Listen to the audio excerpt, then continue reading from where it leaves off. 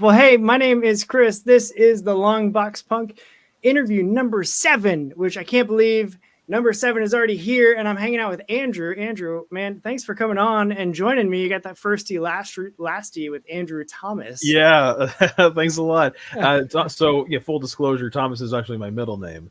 Okay.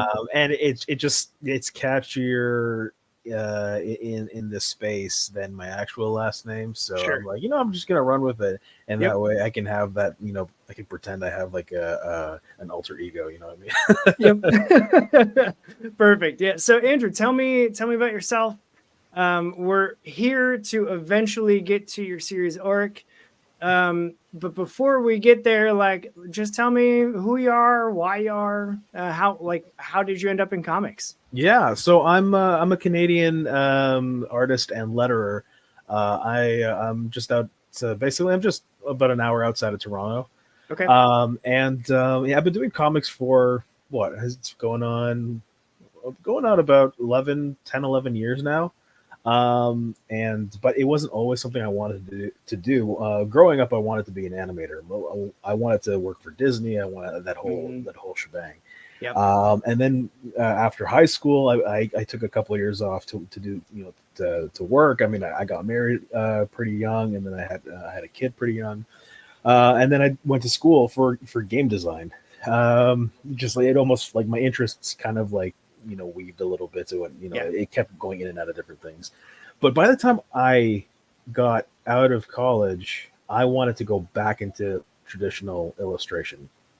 And this was roughly around the time DC launched the New 52, and okay. which is when I really did a serious deep dive into comics. I've always read comics, and especially in high school, I had a library that was really stocked with like the essential Batman graphic novels. So I just went to town and read them all, and I just really loved like The Long Halloween is still my all-time favorite Batman story. It doesn't get better than The Long Halloween. it was just one of those. It was a real page turner. Like it was a lot of fun. And then New 52 came around. I started collecting, and that's when I really started to kind of take a closer look into comics, not just as a storytelling, but a medium, but also as an art medium, like as just the whole. I don't want to say the whole industry, but the art that goes behind that goes into making comics, and that really brought me to appreciating Greg Capullo, and he became one of my foundational inspirations for becoming a comic book artist. I loved his style. His style was a perfect blend of gritty, detailed, but it also had a cartoony element to it. And even listening to his interviews, he would always say that, like, if his faces, or he would draw something, and if it looked too realistic, he would actually erase it and pull it back. Like, so he wanted to he's not drawing, it's not realism, it's comics, and so you have you got like artists like David Finch and Jim Lee, who those hyper realistic, amazingly rendered, detailed drawings. And I've always tended to favor the more less detailed. Like I love my top 3 inspirations of all time. You got Greg Capullo, Scotty Young, and Rob Guillory. Okay. And Tim Sale is there as well, only because of his his usage of like shadows and blacks is a masterclass. Yep. So it just kind of reading just not only reading this the story, like waiting every month to pick up the next issue and follow along with that story. Like I love the New 52 is probably one of my favorite runs as a Batman series. But just kind of wondering, how's Capullo going to do this, or how's Capullo going to do that? And then when he when they revealed their version of the Joker in Death of the Family, it's like, wow, you think that the Joker was you didn't think you can do anything that different with him. And there you go. And he's in a jumpsuit, and half of his face is being hanging on by a strap and some hooks, and just like that's really interesting. Yeah. Yeah, and then it just kind of and then so that kind of became the catalyst for me wanting to into comics. And I'm like, I want to make my own comic. I mean, there's always the desire, or I guess to want to draw, or the what's the word I'm looking for, um the naive notion, thinking that I can draw for Batman or DC or Marvel one day, you know what I mean? Yeah. So I kind of like tempered the expectation, or tempered my abilities, and like, you know what, I want to do my own. I want to my own comic. I want something that's created by me, and I teamed up with a writer. His name is Tristan Nall, and my first indie published book came out in 2014, and it was called Post-Human, and it was basically it was like a gritty reboot of Inspector Gadget. Okay. Yeah. So awesome. that was the pitch. Is like, what if Inspector Gadget is this gritty noir detective style series set in a post-apocalyptic London, and so that was a lot of fun, because that was my first real attempt into comics, into learning sequential art, and learning collaboration with writers, and learning how to letter, which became fundamental for me, because I consider myself more of a full-time letterer now than I do an actual artist. So yeah, it's interesting. And then a year later is when we released Auric. Cool. So tell me, there's a lot that I want to revisit in what you just told me. I kind of rambled on a bit. No. It's great, because I love. My hand is hiding it right now, but right in here on my shelf is the entire Snyder Capullo Batman run. Oh yeah. That I went hunting for to get the entire thing collected, and I can't afford all the like giant, super thick, massive collections and stuff, but I was like, I can find them individually at comic shops and half price books and all that sort of thing. And so I've got them, and I'm just waiting to like dig in. There's a couple books that I have ahead of it, but I agree. Like, Capullo's work is just incredible. And anytime that I look at it, I just feel like I get sucked into his world in a way that some artists don't draw me in that way. And it just is like, I could just sit and I take my time reading any book that he's done anything on, because I just want to pour over every single little detail, because there's a lot of subtleties that he puts into the backgrounds as well, that just like, for me, I would easily put him probably in my top 5 artists as well. Of just like, I just think his artwork is so much fun to look at and just take in. So I love that was like, and what an intro for you getting into comics, for being like one of the best runs arguably in the last like 3 decades. Yeah. And I don't think I would get a lot of flack for saying that, but it definitely feels very definitive to like, they made it darker and grittier, and just like they really leaned into these psychopaths are psychopaths. Oh, yeah. And it like, I think even without maybe meaning to, I think it influenced what the darker like DC movies then were trying to lean into, of, well, we had these very dark books. We can't exactly go that dark, but like, we can probably flirt with getting that dark.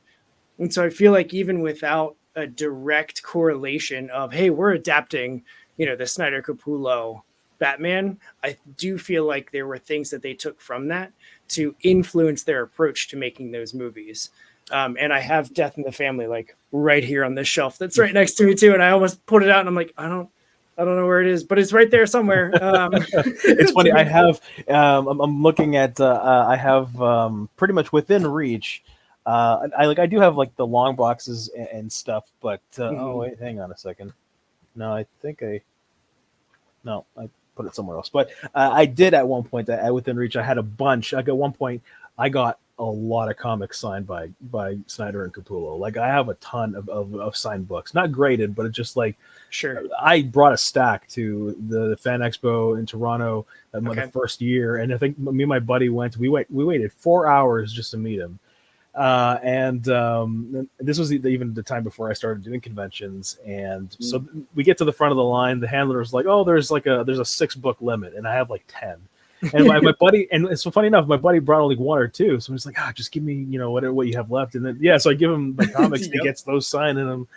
So it's funny because I was going through my boxes recently, and they've been sitting there for quite a long time, and I'm just kind of pulling one after the other. I'm like, whoa! I completely forgot I had this many books signed by him, and it's just like this is quite a collection.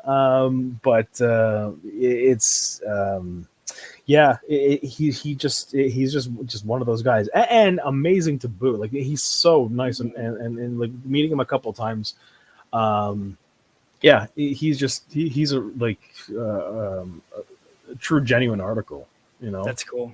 Yeah, I don't think if he's been to my area, so I'm in like Midwest Ohio, if he has been to any in my area, either I missed the show or I was too busy doing 87 other things at the cons. So like completely, I know Snyder came to the Cincinnati Expo, but like his line, I don't think they anticipated him having such a draw. Yeah. And like his line wrapped, down and like all the little, like they put him at the end of like one of the, the aisles where they had all the like indie creators set up. And good for the indie creators because they were sitting there and they just had like captive audiences. So like as I was trying to figure out like where the line started to figure out if I wanted to wait in line, I was like, these guys are like, hustling with the people that are right in front of them. And I was like, good on you. That's I don't think that was intentional, but I think it worked out for him. Because it just, it's cons are weird too. Like I waited about 3 hours to meet Stan Lee his like final East Coast thing. And his handlers had it down to a science, and it was very quick. And I was like, I just have the one book, like I'm just a really, really, really big fan. What did you get signed? I got signed. It's a reprint. You can barely see it here. It's a reprint of Uncanny or of the original X-Men #4. Okay. With the Brotherhood of Evil Mutants on the cover. And it's got Magneto looming over the X-Men. Yeah. And it just they republished a bunch of the X-Men books and like Tales to Astonish. And I found that one and I was like, that's the cover. Like, I love the Brotherhood. Magneto has always been one of my favorites. And to sort of have that like powerful cover, and like that's what I have, like that's the book. Yeah. And so I got it signed, and I had this whole thing that I was rehearsing because I was like, I'm not going to have much time to talk to him. Like I can only do the autograph. And so I got to figure out a way in like 30 seconds to succinctly tell him that like the X-Men helped form and like radically change my life and my childhood and are now core to who I am as an adult. Mm-hmm. And I got in front of him and all I could blurt out was thank you for the X-Men. And he had like a handler on either side of him, one taking stuff and putting it in front of him, and then he would sign it and like lean back, and it was very just, it was very quick and everything. Like super tight conveyor belt, Yep. Yeah, absolutely. It's like clockwork. Yeah. So I blurted that out, and the guy that was taking the items, I already had my book back, and because they like the line, then they had an automatic like the comics grading. The company that does the grading and then presses them and stuff were right there to authenticate the signature, press it so that you had it. And so that was like slowing everybody up from leaving the line. And so when I blurted it out, his second handler was like, he didn't hear you, man. And he leaned over. He was like, hey, this guy just thanked you for the X-Men. And I was like, come on, dude.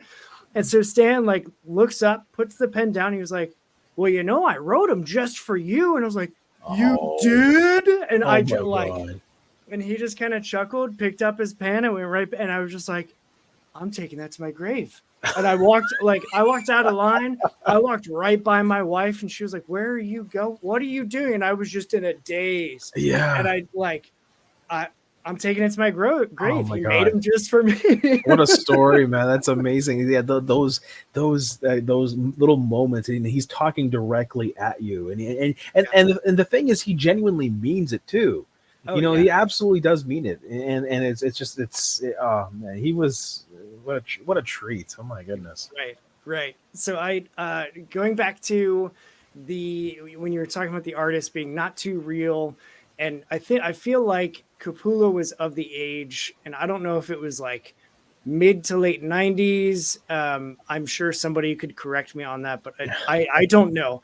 But like when the Rob Layfields came about, where they were like, Hmm. I'm less concerned with getting an exact anatomy. I'm Oh more concerned with how it looks on a book.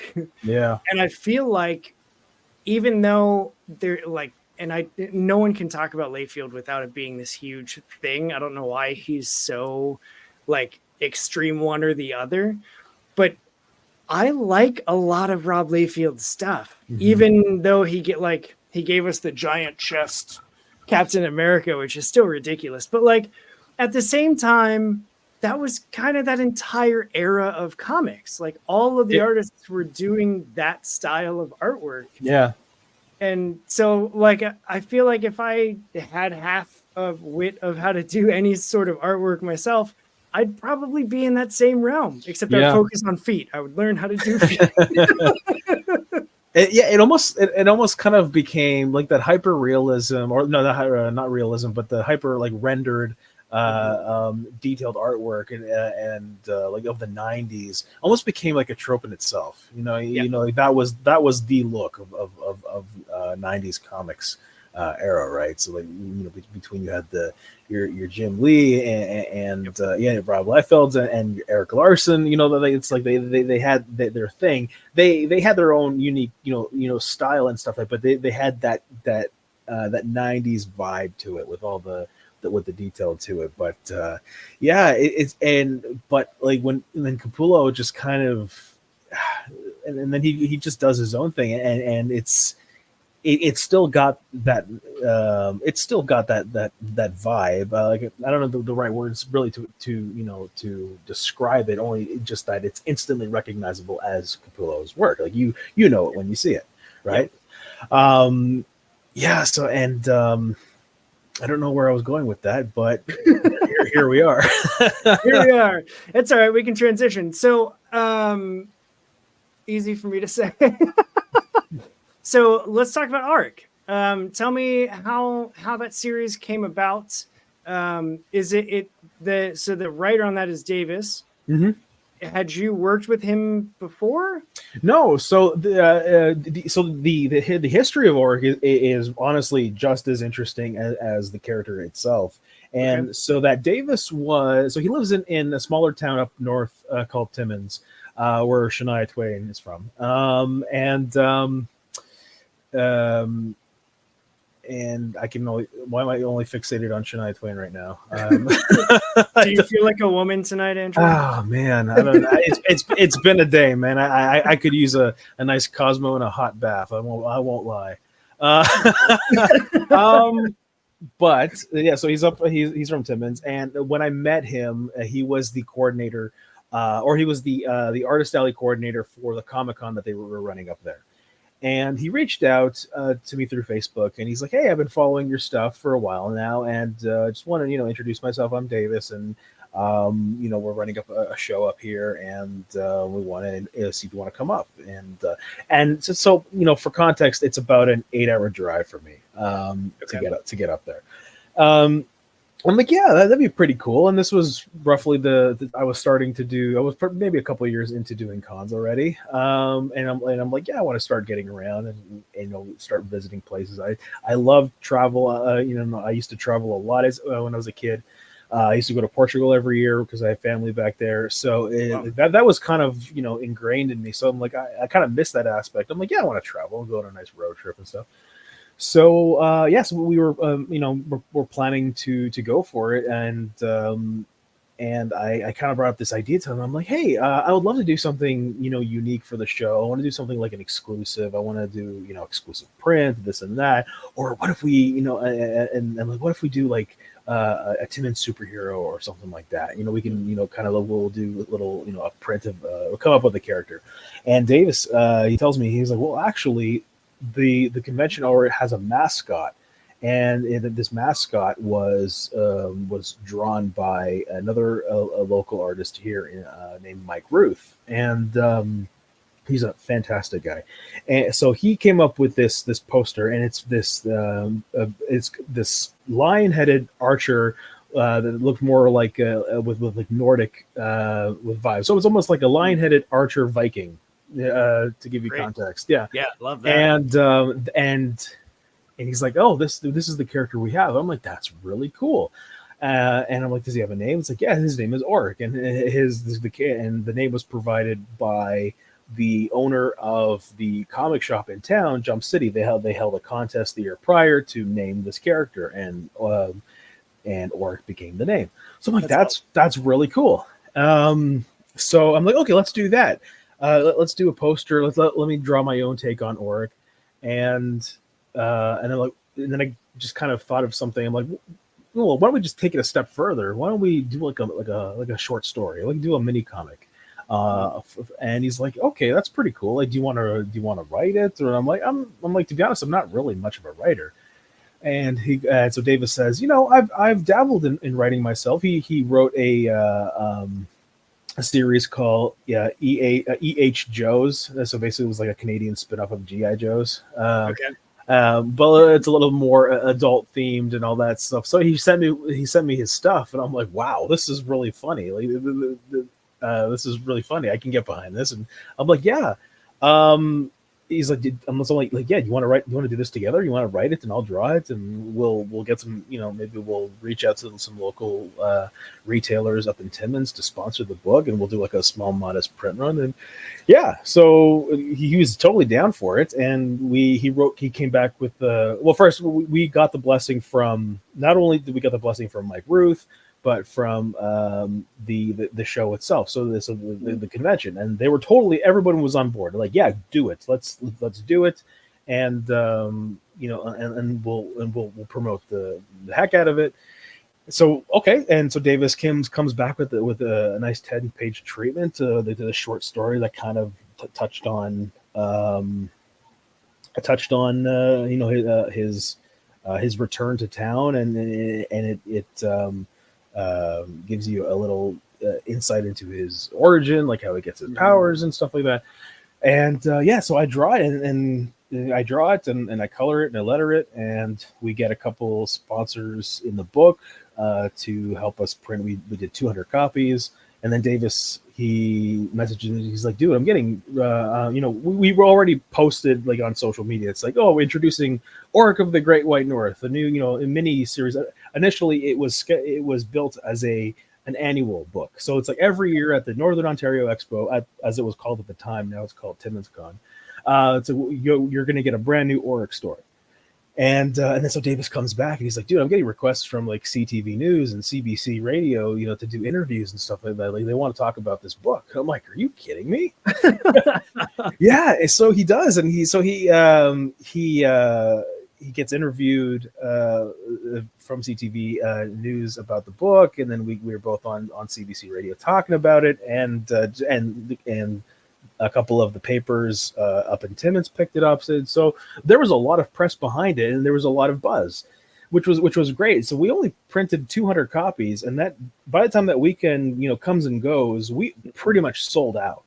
We had maybe a few copies left, and we sold out. And we had 200 copies of the regular, and then we did like 30 of like a blank sketch cover, so I could do sketches and stuff like that. And people ate it up, and they loved it.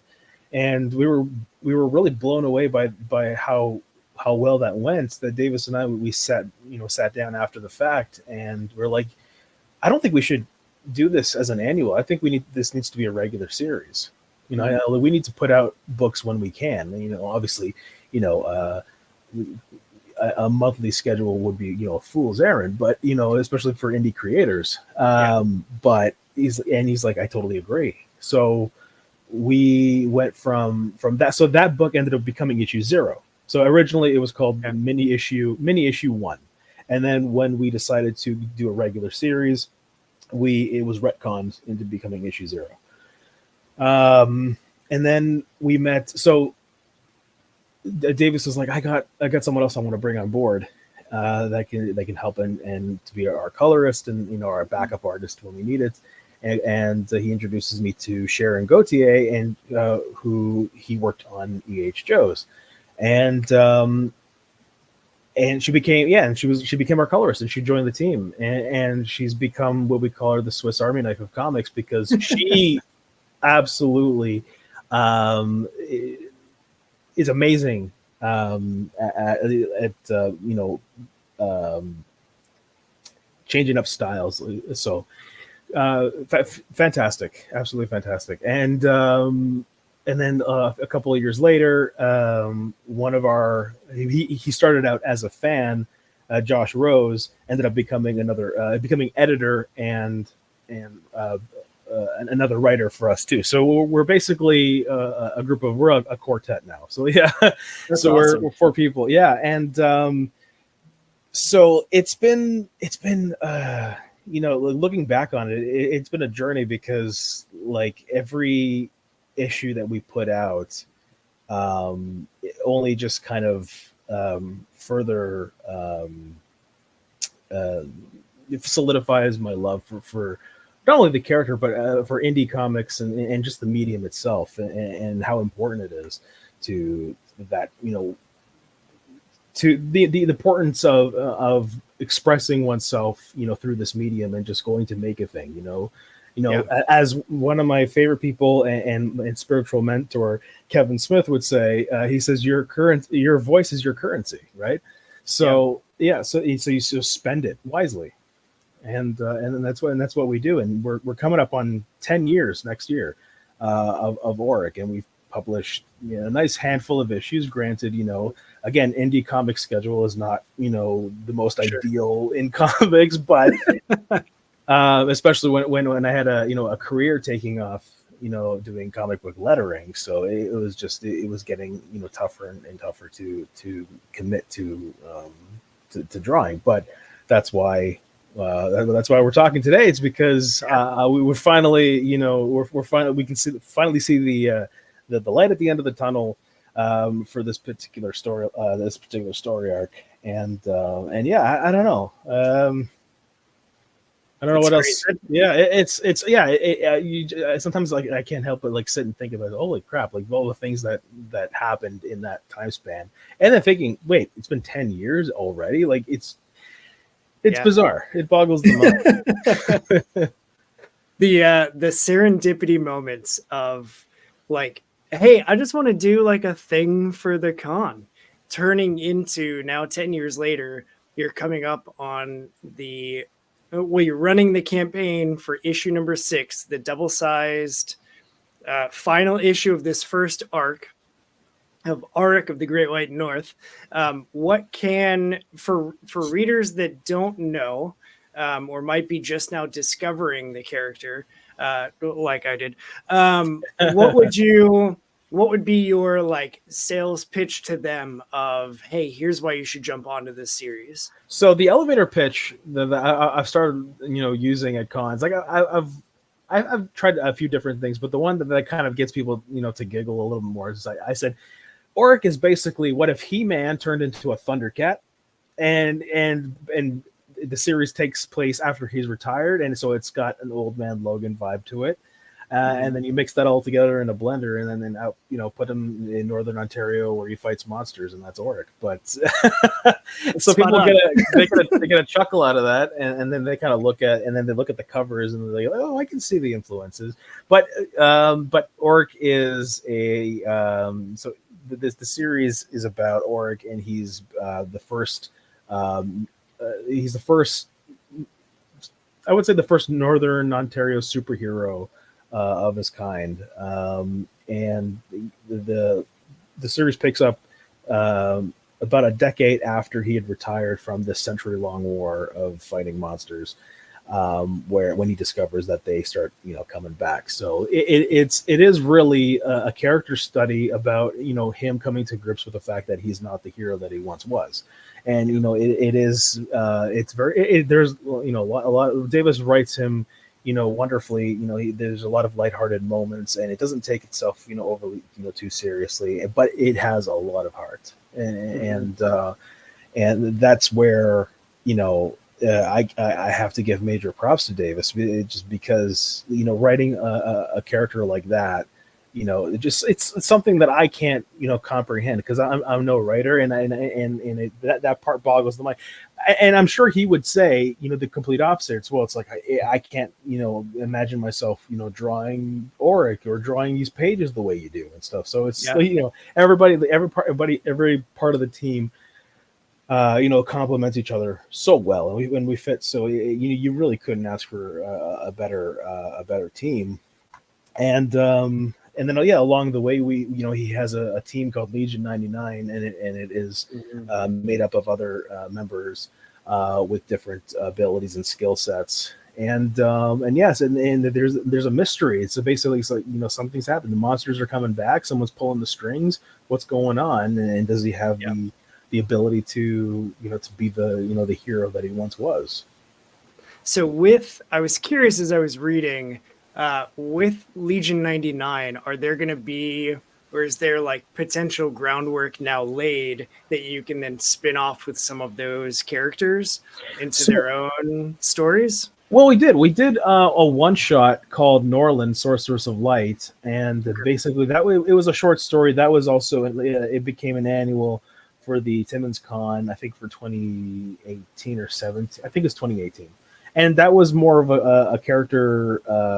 It was more of like an origin story for Kinsey Norland.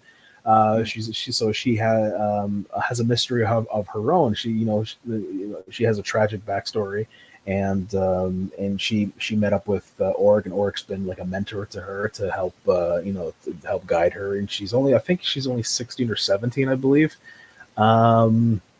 It's actually it's funny because we were actually Davis and I were talking, and we have a group chat, and we're talking about the ending of issue 6, and he said something that completely puzzled me, and I'm like, wait a second, there's something specific to it. I'm not going to spoil it, but there's something specific to a character. I'm like, wait, I thought this was that, and he basically just gave me a whole lore dump on the character. And I'm like, oh, that just blew my mind, because I didn't consider that. Like discovering when Davis kind of reveals these things about the character that we haven't even explored yet. I'm a fan of that myself. Like that gets me excited, because it's like, oh my god, we get to tell that story. That's the thing about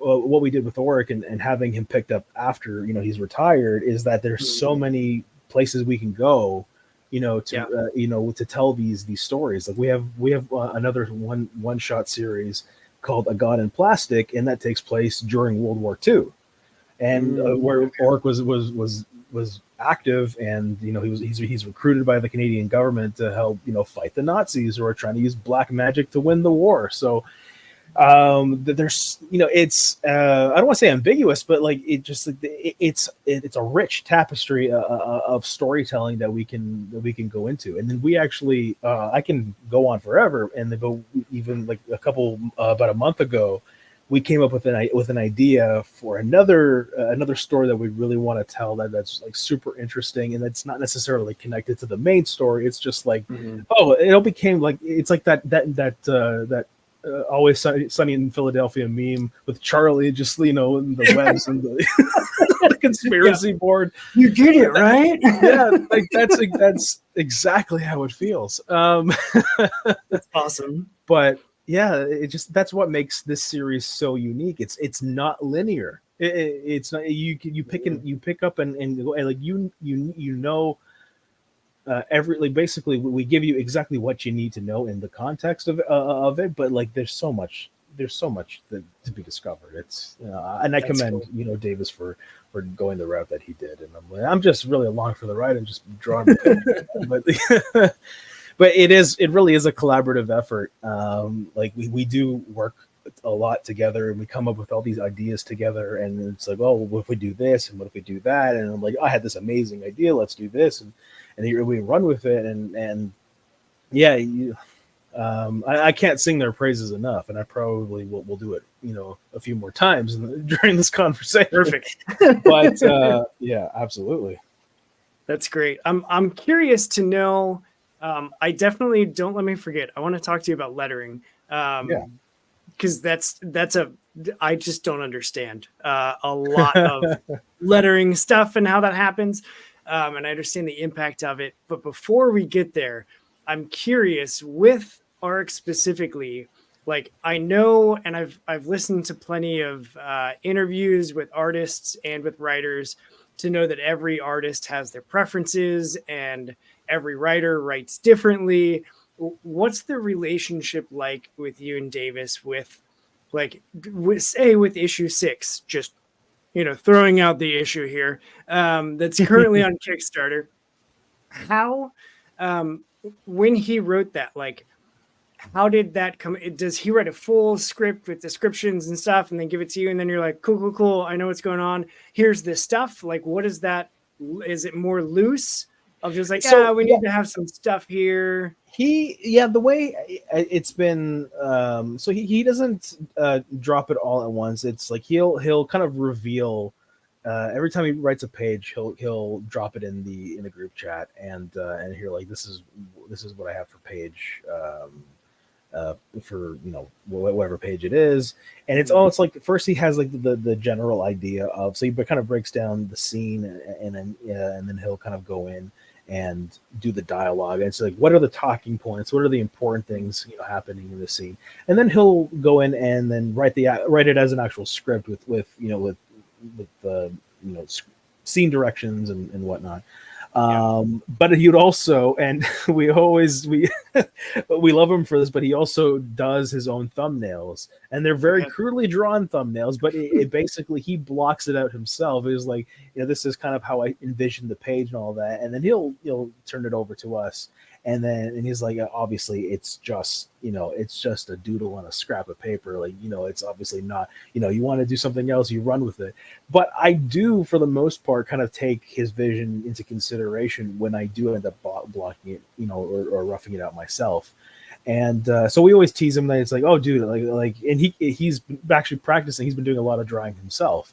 And every time he throws up like a picture he draws of Auric, he'll do a sketch, and I'm like, that's it, I'm out of a job, Thanks, man.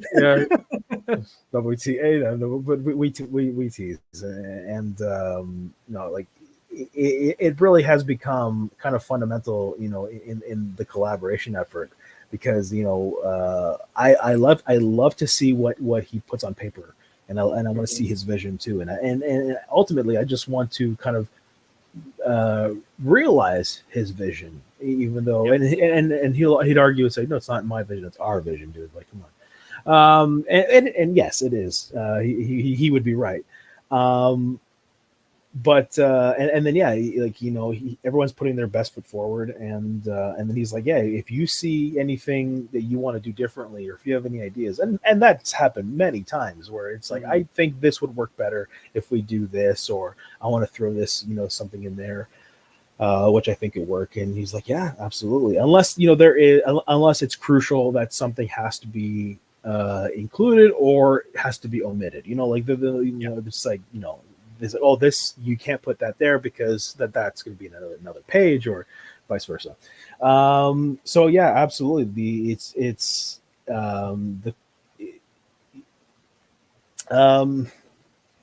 it been like a process? Like, has the way that the two of you write together, like, has that evolved from that first what is now issue 0 all the way through, or has it kind of been consistent and just like naturally clicked? For the most part, it's been pretty consistent. It's like, that's just kind of how the process was. It's like, I've collaborated with other creators as well, and usually like, oh, here's the script, and the information I'm pulling out of it or the information that I'm getting from it is directly from the script. Whereas talking to Davis, he actually goes and he explains thoroughly the thought process behind this and why this is so, or why this particular scene or this moment is so important in the long run. So it's almost like adding context and weight to this, and not just and not just it's what's written on the page, and that's what's being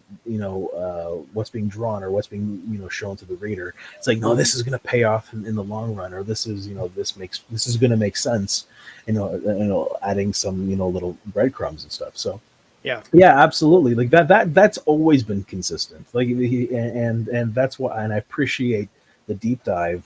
And then when he's like, oh yeah, this happens because this character is so and so, and this character does this, blah blah blah, like 50 years ago, and they're like, wait, what? Yeah, it's like, that's why this is, and I'm like, are we gonna, is that gonna be like a revelation? It's like, no, that's a whole other story, dude. So like, yeah, and I love so it. He's clearly thought through way more than just what the reader then gets to experience. Oh man, yeah. Like we already, and it's funny. Like I don't think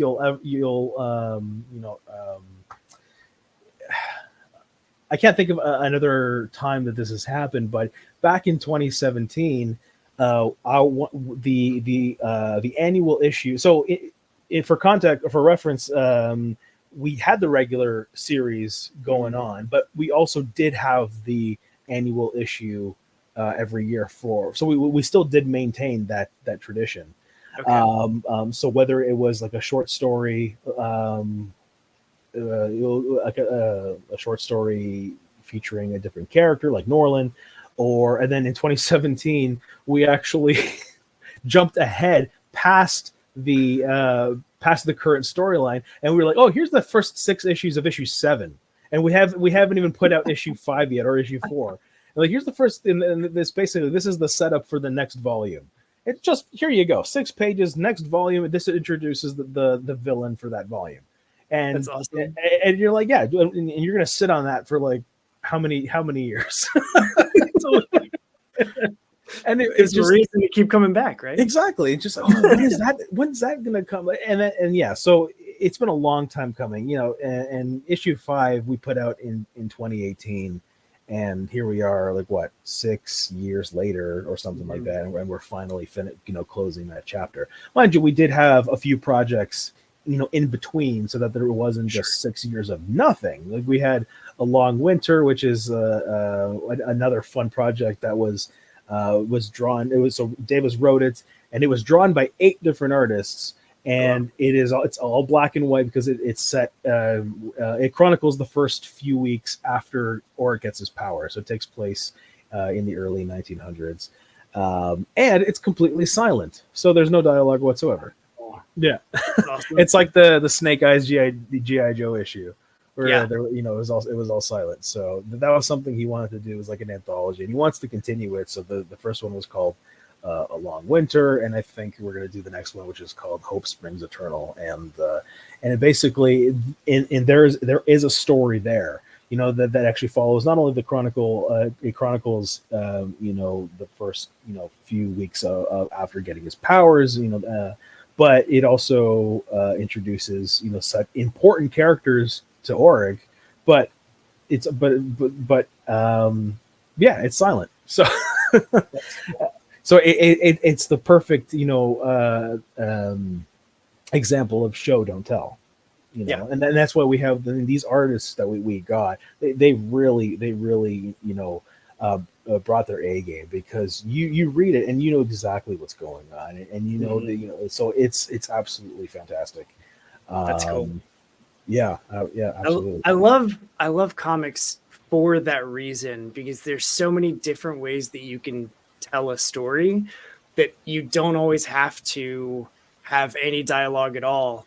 There was recently a book that was on Kickstarter that launched that there was no artwork at all. The main character is blind, and so the entire thing is just dialogue. Oh my god! Yeah, I was like, that's such a freaking cool idea. Like, I have to back this book to see it. I had a very similar. It was an April Fool's joke, but so I was working for a Canadian publisher who published Captain Canuck, That's Mhm. one of our big Canadian superheroes that up here. And as a joke, and I'm like, we should tease on April Fools that we're going to re-release one of the volumes, and it'll be just called the deluxe lettered edition, and it's just all lettering and no art whatsoever. We call it the Andrew Thomas cut. You know. That's Yeah, great. that was funny. Yeah, and then just recently, I actually thought of a funny. There's a couple local artists who did a couple of like art, more. They weren't comics, but more like art showcases. They did one for Frankenstein and one for Dracula, and they had a bunch of again local artists to contribute to those particular projects. And I'm like, oh, the next one's got to be an Invisible Man, and you're just and the whole thing. We're gonna print a whole book, and it's gonna be unprinted. It's just basically we're gonna get a bunch of paper, fold it, staple it, and it's gonna be about the Invisible Man, and there's gonna be literally nothing to it, and it's more of a gag, Yeah. or you can have each page is going to be like a mundane scene. It's like there's a chair and he's actually sitting on the chair, but you don't see him because he's invisible, or It's all just background. that's exactly, it's all just background shots. And he's That's like, no, awesome. he's there. There's stuff happening. You just you just don't see him. Yeah. A comic book about John Cena. Oh my god. Yep. That's how you do it. That's how you get away with it. I is did. you- Oh, that it's funny you should say that, because at Toronto Comic Con about a month or so back, I was just doodling all that, and I just took a Sharpie and I just colored the entire page. It was like a small sketch card, but the entire page, it just completely black. And then I took a white marker and I did some dots to make it look like space, right? And then I had a little caption and I said, here's John Cena fighting a Klingon bird of prey, but it's cloaked. So there you go. It's like the hardest piece I ever worked on. It's a lot of nuance. Exactly. Yeah. Oh, so That's funny. awesome. So speaking of lettering, Yeah. tell me how that works.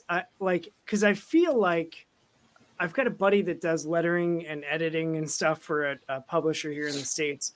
And he was like, lettering works because I'll show you an example of bad lettering and then you'll notice the lettering. Yep. If it's good lettering, you're not going to notice it. And once he said that, I was like, but wait a second. I get your point. Mm-hmm. But like, how do you, does that ring true for how you think about it? Oh yeah, absolutely. And he's right on the money. Bad lettering will ruin your experience of a book. It's because it's too distracting, and it's going to take you right out of the experience.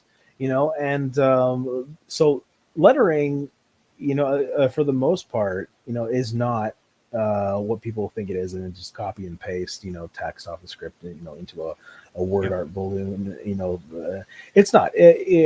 Lettering is its own art form. It's its own department of comic production, and it's got to be treated as an art. So yeah, there's a lot that goes into it. When I we're starting a new project, there's a lot of consideration that goes into the choices that I'm making for lettering, whether it's which typeface I want to use, what kind of balloons do I want? Do I want organic looking hand drawn ones, or do I want like the more uniform digital looking your standard balloons? And then you got stuff like monster balloons and telepathic balloons and balloons when people are dying and or shouting and stuff like that. There's a lot of a lot of consideration that goes into it. And then you have color theory and so color choices that you make for sound effects kind of have to complement the art.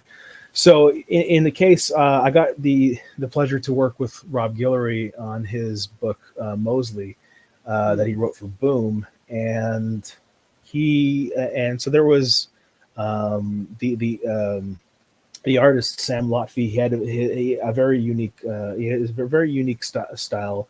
A little, I don't want to say loose, but the way I looked at it was I made the balloons and the lettering kind of, almost kind of relate to his style.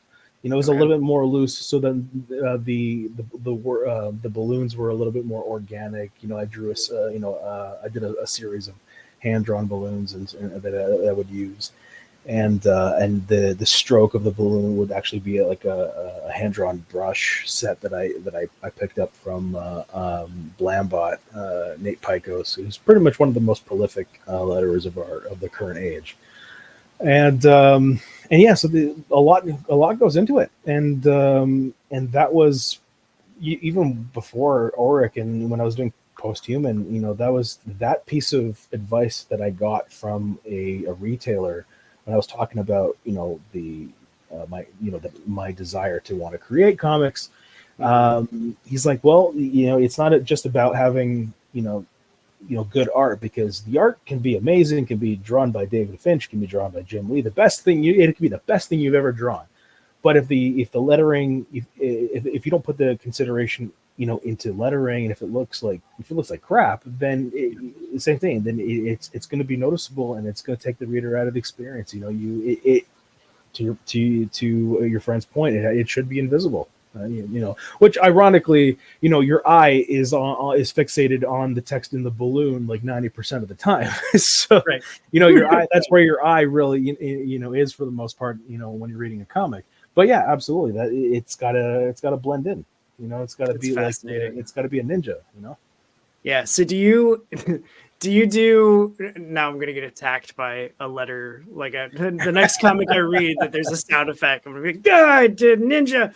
Um do you when you letter stuff, do you do that digitally or do you do that like old school, like you're actually working on the paper itself and like No, hand lettering? yeah, yeah. I do it all digital. It's all that Okay.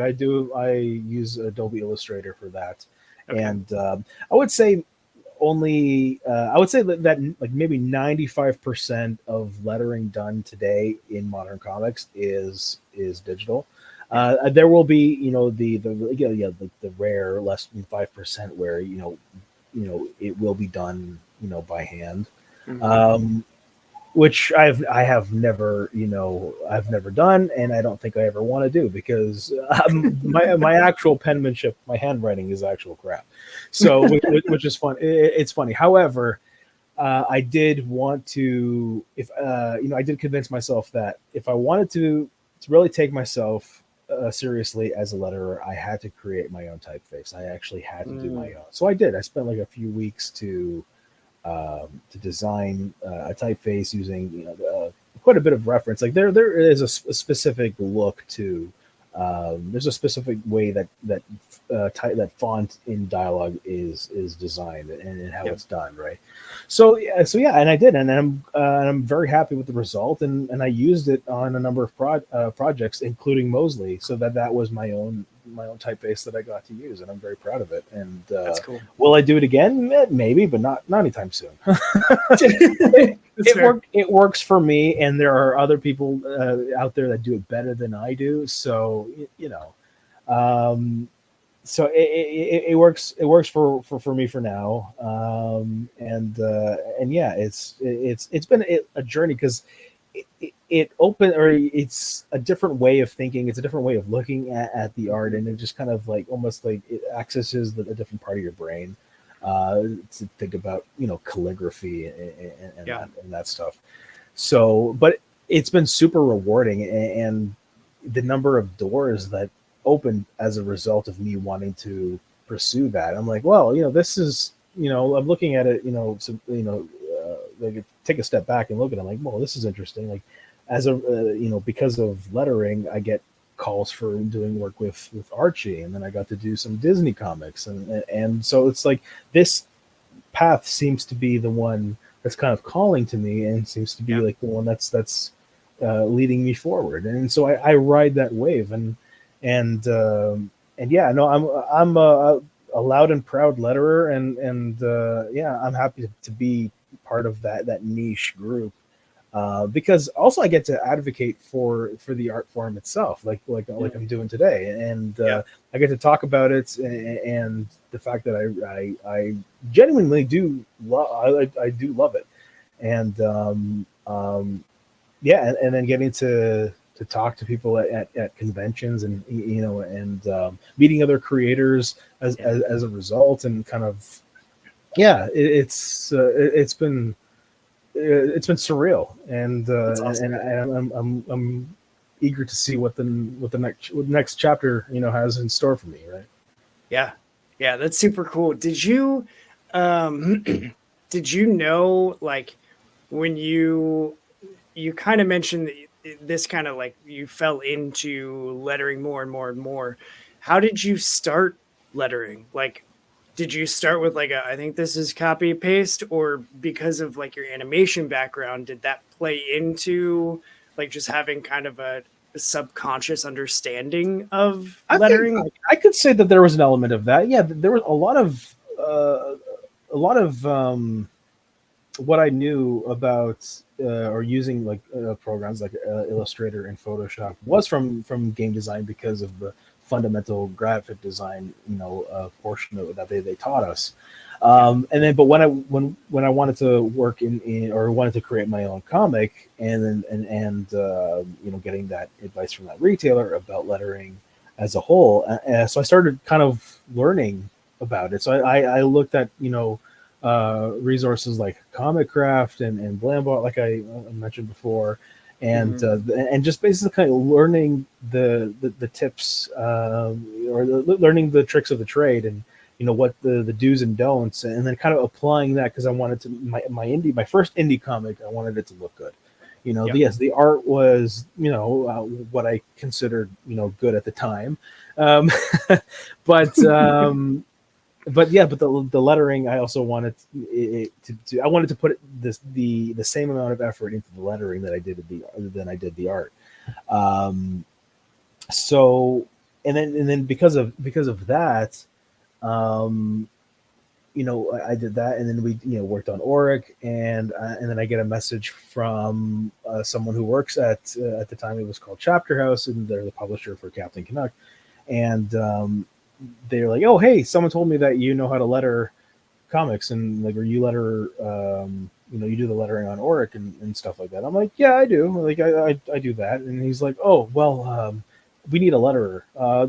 We need a letterer for Captain Canuck, and our letterer is currently unavailable, and we have a book that needs to go to print like yesterday." I'm like, "Oh, okay."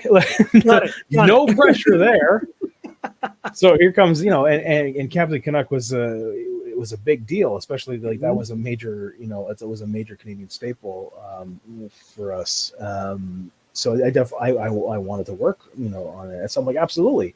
They give me previous issues for me to kind of brush up on the style guide, and like, this is what Mhm. we use for lettering, and then, yeah, a couple days later, I turned it around, and they're like, "Great, here's another," and eventually, and then they ended up hiring me as their in-house letterer, and I did all their books, and That's awesome. they spinned off into a bunch of different spin-off titles. They wanted to do their own comic universe with different characters, and focusing on Canadian superheroes Mhm. and whatnot. So yeah, and I did, and that was a good. I spent 8 years at that company doing that, and then getting to contribute to that world. Um, and then, yeah, it's funny how word of mouth travels, because then I start getting messages from another publisher in Toronto, who had the license for Disney Princess, and they're like, "Hey, we want you to do this," and then I got to table beside Dan Parents, who did Archie comics for forever, Yeah. and Fernando Ruiz, and they were working on a book together called Die Kitty Die, and that was also being published by Chapter House. And they're like, "Oh, hey, do you want to letter our book and stuff too?" I'm like, "Do I ever?" Like, just like Dan Parents, like, absolutely. So um, and then because of their ties to Archie, Fernando was like, "Well, I got an Archie gig that you can do too," and it just it starts coming. That's great. And then that leads to me working, and that brings me all the way to working with Kevin Smith on his books, Yeah. and it's just like, like, who am I? Where am I? Like that severe case of imposter syndrome. I was having, because it's just like you sing these books and with your name beside Kevin Smith's name, and you're like, that's not me, dude. Like but here I am. Here we are. Yeah.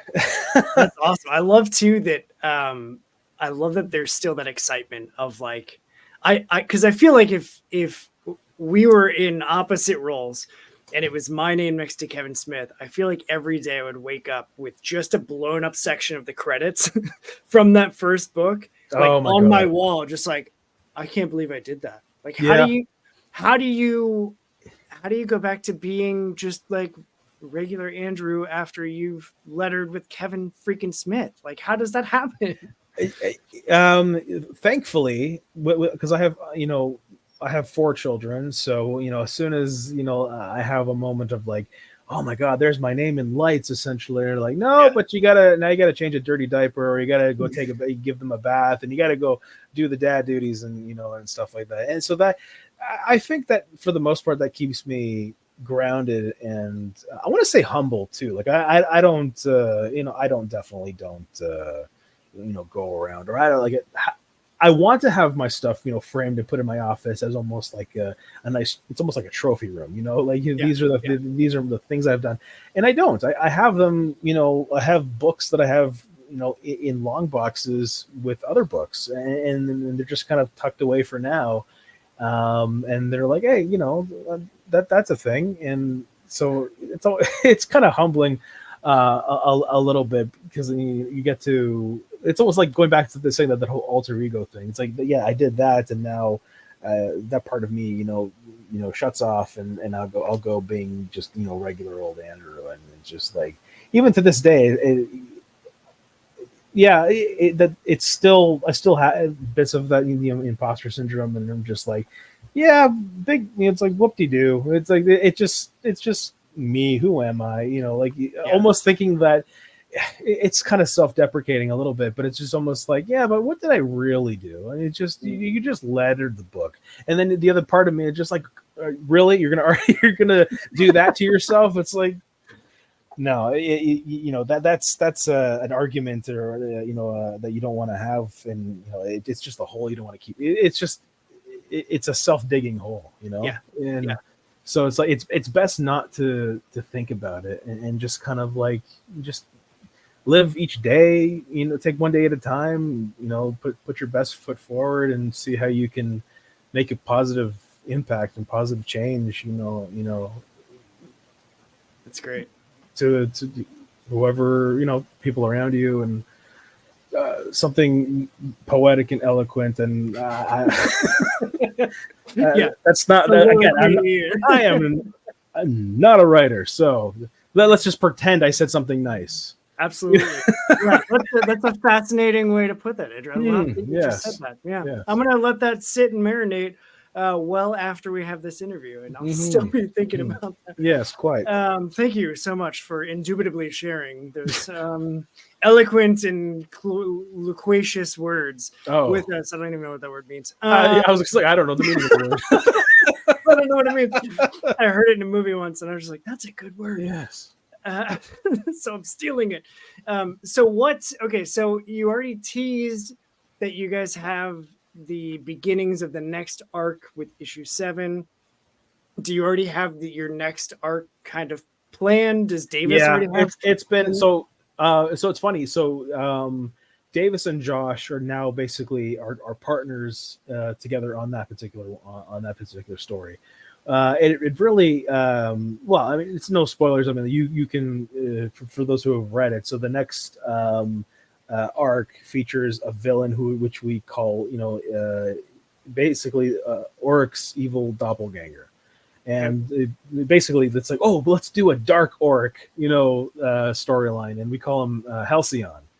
And that's basically, he's the villain for the next arc, and that was more of Josh's baby. That that he kind of spearheaded, and with Davis's help, and they kind of work together. It's like, well, this is the story as a whole, and then Davis kind of comes in and then adds the character.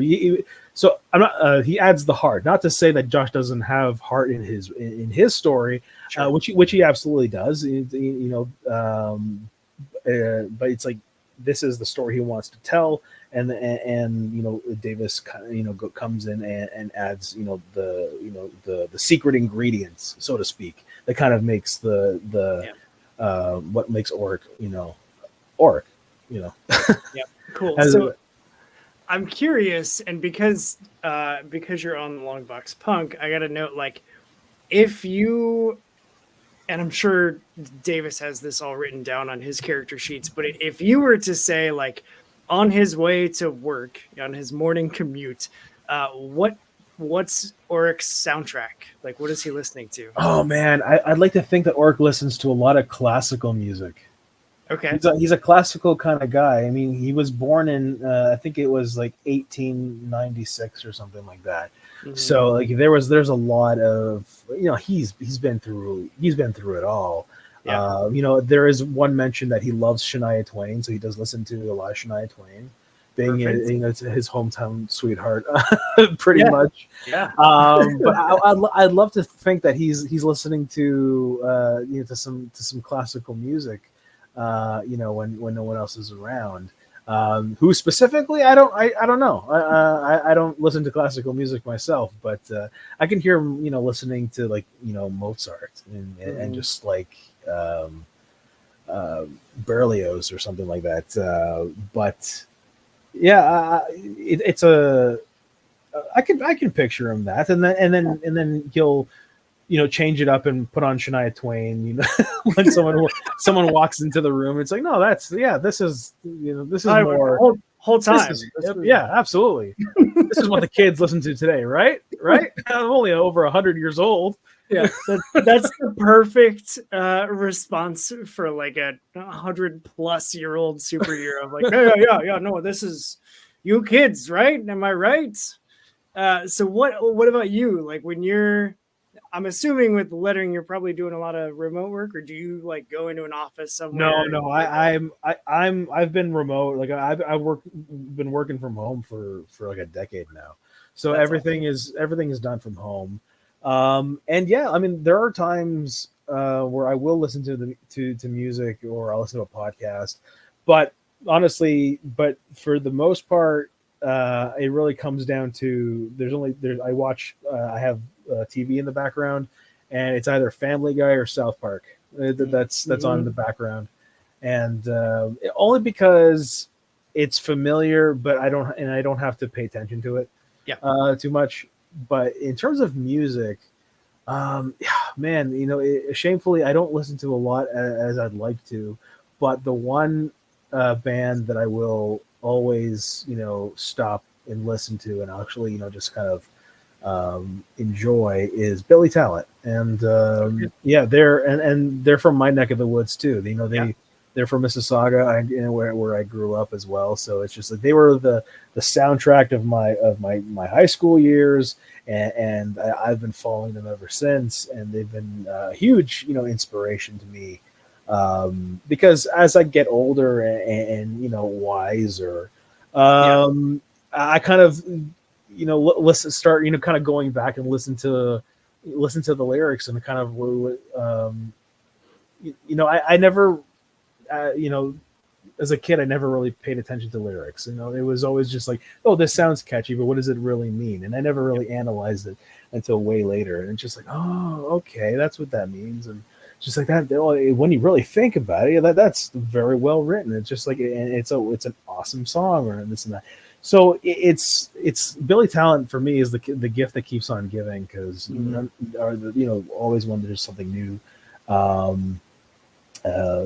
to put out, and so I'll follow them to the ends of the earth, and I've seen them a couple times live, and they rock live. They are amazing live. So, and actually, I might get a chance to see them again in July. So I'm hoping, nice. I hope that's going to happen. But Other than that, I listen to a lot of Wiggles. There's Yep. a lot of Wiggles in this house.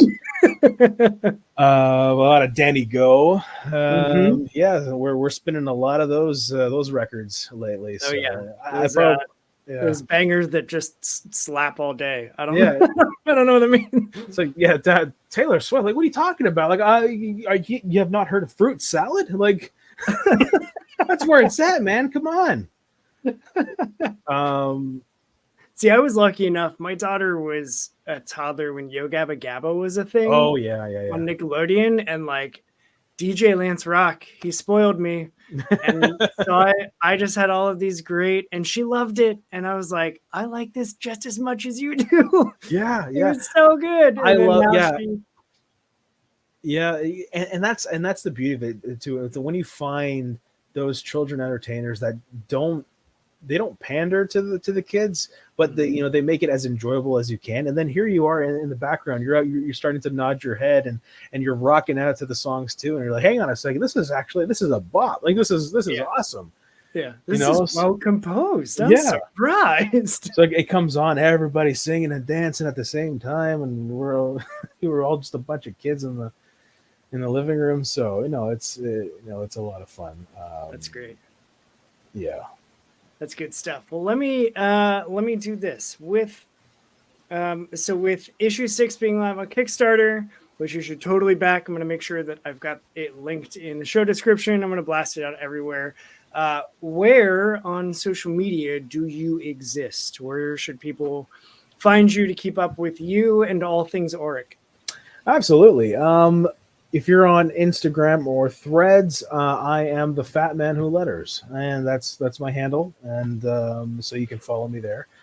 On Facebook, I have a page called The Art and Letters of Andrew Thomas, where I'm sharing all my fun stuff there as well.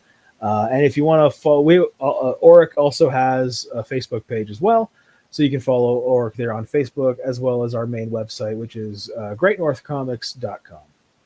Cool. Perfect. Well, and here's your soapbox moment. Any like parting words, wisdom, thoughts that you want anybody that happens to hear and or watch this, anything you want them to know? It doesn't have to be about Auric. It can be about Auric. It can be about whatever you want. This is where I just go, here's the mic, Andrew. Yeah, go, share. absolutely. We'll keep it on theme. This is going to be the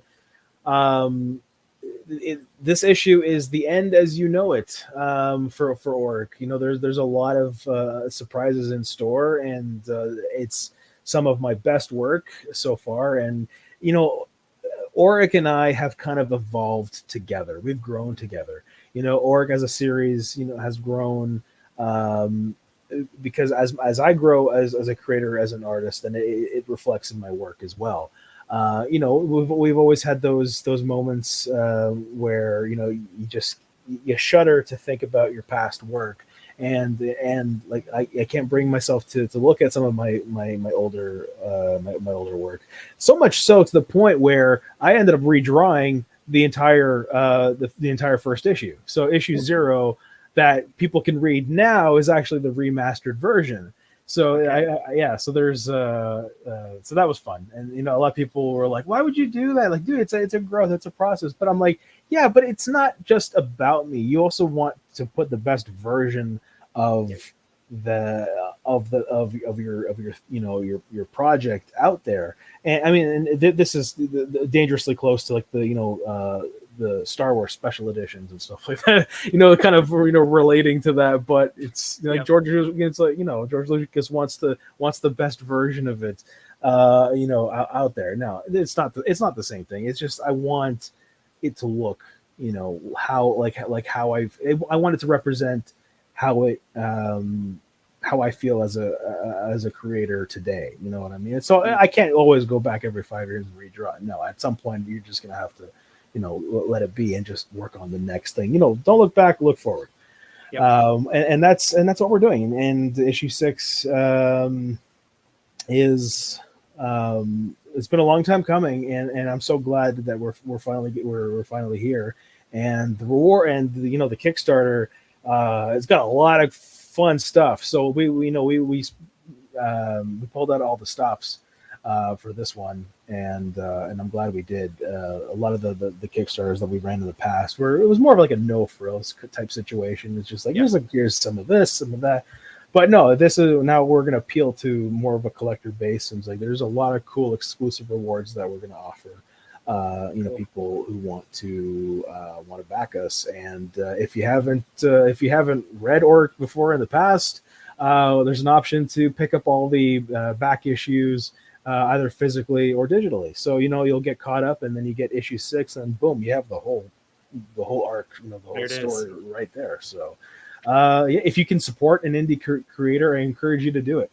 Absolutely. You can. There's so much to choose from, but especially from like the big two, and there's a lot of good stuff too. But at the same time, but supporting an indie creator, it means more. It means more to them. You're not just picking up. You're not just